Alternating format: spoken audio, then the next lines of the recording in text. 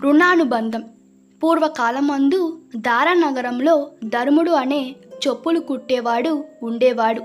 చెప్పులు కుట్టి అమ్ముకోవడమే కాకుండా ధర్ముడికి రాత్రివేళ నగరంలో గస్తీ తిరిగే తలారి పని కూడా ఉన్నది.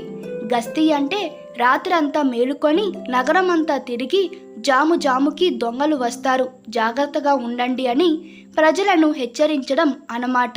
ధర్ముడికి కాలక్షేపం బాగానే జరుగుతున్నది. కానీ ఎన్నాళ్లకు సంతానం లేదనే విచారం మాత్రం ఎక్కువగా బాధిస్తున్నది. ఆ ఊళ్ళోనే ఒక గొప్ప పండితుడు ఒక ఆయన ఉన్నాడు. ధర్ముడు గస్తీ తిరగడం ముగించుకొని ఇంటికి పోయే వేళ పండితుడు ఏటికి స్నానానికి వచ్చే వేళ ఒకటి. ఇలానే ఒక రోజున పండితుడు ఏటికి వచ్చేసరికి ధర్ముడు ఆయనకు దండం పెట్టి తనకు సంతానం కలిగేటట్టు జీవించమని ప్రార్థించాడు. కాని పండితుడు, ధర్మన్న, పిల్లలు లేరని ఎందుకయ్యా విచారపడుతున్నావు? రుణానుబంధ రూపేణ పశుపత్ని సూతలాయ అన్నారు.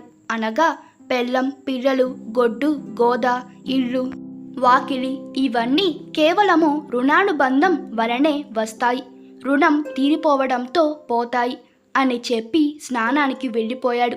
పండితుడు చేసిన బోధ వల్ల ధర్ముడికి వైరాగ్యం కలగలేదు సరే కదా. ఒక ఉపాయం తట్టింది. నా సొమ్ము ఎవడైనా అనుభవించి దానికి ప్రతిఫలం ఇవ్వకపోతే వాడు నాకు రుణపడతాడు. అప్పుడు వాడు నా కడుపున పుట్టి రుణం తీర్చుకోనక తప్పదు కదా.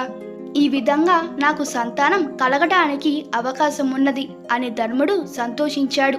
ఈ ఉద్దేశం మనసులో పెట్టుకొని ధర్మన్న తయారు చేసిన చెప్పుల జతలను తన వద్దకు వచ్చే వాళ్లకు డబ్బు పుచ్చుకోకుండా ఊరికే ఇద్దామని ప్రయత్నించాడు.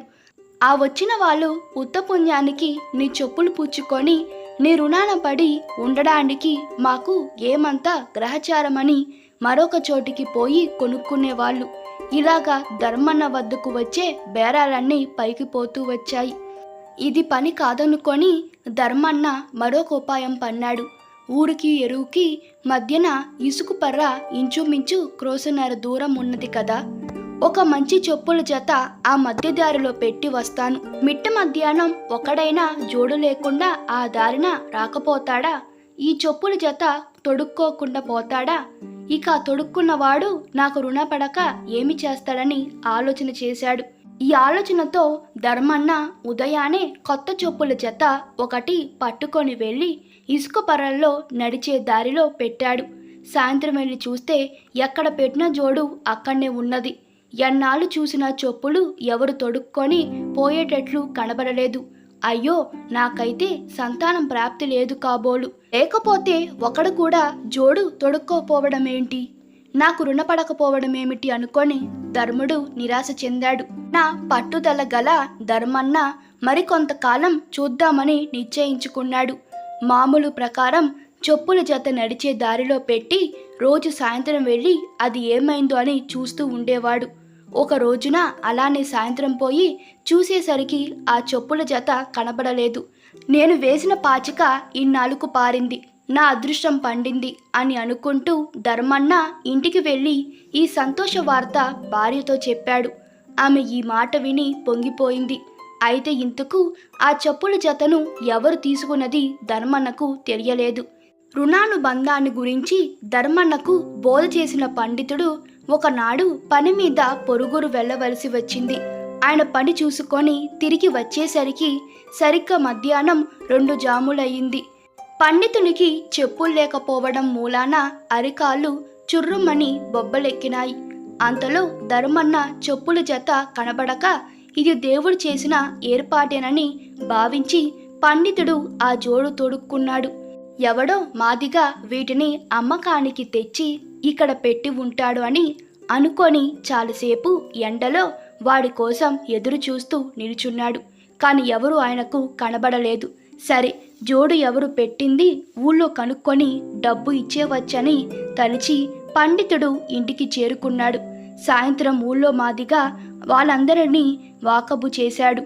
కానీ వాళ్ళందరూ మాకు తెలియదంటే మాకు తెలియదు అనేశారు. తాను చేసిన పని ఎక్కడ తెలిసిపోతుందనే భయం కొద్దీ ధర్ముడు కొన్నాళ్ళు వరకు పండితుణ్ణి కనబడమే మానేశాడు. చెప్పుల తాలూకు రుణం ఎవరికి తీర్చుకోవాలో ఎంత ప్రయత్నించినా పండితుడికి తెలియక చాలా కించపడ్డాడు. మరికొద్ది రోజులకు ఆయనకు జబ్బు చేసి పాపం మరణించాడు. రుణం తీర్చుకోవడం కోసం పండితుడు ధర్ముడి భార్య కడుపున పడవలసి వచ్చింది. ధర్ముడి భార్య పున్నమి చంద్రుని వంటి మగ శిశువును కనింది. గూడెంలో అందరూ సంతోషించి వేడుకలని జరిపారు. తల్లి తండ్రి పిల్లవాడిని చూసుకొని మురిసిపోయారు. వారికి సంగడని పేరు పెట్టారు. సంగడు క్రమంగా పెరిగి పెద్దవాడై తండ్రికి మలనే చెప్పులు కుట్టి బజార్లో అమ్ముకొని వచ్చేవాడు. అలా అమ్ముకు వచ్చిన డబ్బు తండ్రికి ఇవ్వబోతే ధర్మన్న పుచ్చుకునేవాడు కాదు. ఏమంటే కుమారుని వద్ద డబ్బు తీసుకున్నట్లయితే వానికి తనకు రుణం తీరిపోనట్లయితే తనకు వాడు దక్కడని ధర్ముని భయం. ఈ రహస్యం ధర్ముడు భార్యతో కూడా చెప్పి కుమారుడు సంపాదించి తెచ్చిన సొమ్ము ఏనాడు తాకవద్దని హెచ్చరించాడు. పూర్వజన్మలో తాను ఫలానా పండితుడన్న విషయం సంగడికి తెలుసు. తాను ధర్ముడింట పుట్టడానికి గల కారణం కూడా తెలుసు. ఎంత త్వరలో ఆ చెప్పుల రుణం తీర్చుకుంటానని, ఎంత వేగంగా ఈ జన్మ చాలించుకుంటా అని సంగడు ఆత్రపడేవాడు. కానీ అతను సంపాదించుకొచ్చిన తల్లిదండ్రులు పుచ్చుకోకపోవడం వల్ల అనుకున్నంత త్వరగా తీరడం లేదు. ఈ కథ మీకు నచ్చినట్లయితే మీ అభిప్రాయాలు కామెంట్ తెలపండి.